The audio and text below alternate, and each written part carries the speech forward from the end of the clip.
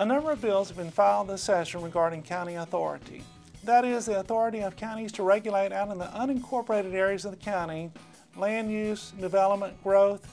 Especially the high growth counties would like to see this, would like to control this land use, and in fact, some of them would like to see the same restrictions out in the county as are in the cities.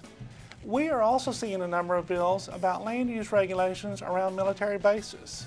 The military is concerned about development that will affect their operations, and so they would like to see land use regulations that prevent development or control development around their bases. County authority is not a new issue for Farm Bureau. We've been involved with it for many years, protecting property owners from undue regulations. As more and more legislators are more urban, our job of educating them about rural Texas and our challenges in rural Texas is made that much more difficult. The Texas Farm Bureau will continue to champion property rights, continue to help the property owners protect their property from undue regulations. Last week I had several more meetings with the various members of the House Transportation Committee. I pressed upon them the Farm Bureau policy priority to repeal the Trans-Texas Corridor and also name property owners whose land might be affected by various construction projects as mandatory members of TxDOT advisory and segment committees. So far, the legislators have been more interested in discussing the advisory and segment committee priority. They haven't really been pushing the Trans-Texas Corridor issues too much. And unfortunately for Farm Bureau, we're going to run out of time if we don't continue to press upon them the importance of moving the bills that have currently been introduced thus far, which I have already reported about, through the legislative process.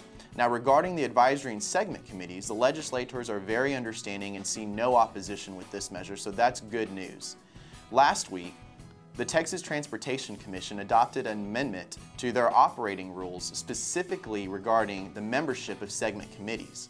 Unfortunately, they did not specify affected landowners. That phrase, affected landowners, did not make it into the language that was adopted. This failure by the Commission presents yet another example for Farm Bureau to use when educating the legislature about the importance of this law, rather than leaving it to the Commission's discretion. Between a few standalone bills and the TxDOT Sunset Bill, Farm Bureau is very hopeful to accomplish our transportation goals this session. On that note, I'll be visiting with Representative Carl Isett from Lubbock soon to further discuss TxDOT and other transportation goals.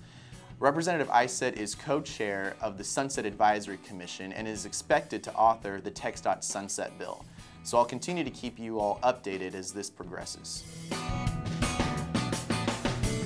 Oftentimes in Austin, we end up playing defense on issues. For example, last session we worked on some bills that changed the animal cruelty statutes in the state of Texas to address some legitimate concerns that were out there. But at the same time, we were able to separate pets from livestock so that farmers and ranchers could continue to operate their farms and ranches the way they needed to. This session, a bill has been introduced by an individual that would undo some of those compromises that were agreed upon last session. I'm confident that we'll be able to keep those protections that are in place for livestock producers that were passed last session. Two other bills that I'm following this session are by Representative Jimmy Don Aycock and Patrick Rose, dealing with water conservation efforts on farms and ranches. We have several producers who have gone in and put in rain capturing facilities or brush control, cedar control, desalinization projects in order to conserve water. Unfortunately, their local appraisal districts have raised their property values and raised their tax rates based on those efforts that they've put in. This legislation would direct the comptroller to issue some standards by which the appraisal districts could exempt those improvements from increased taxation.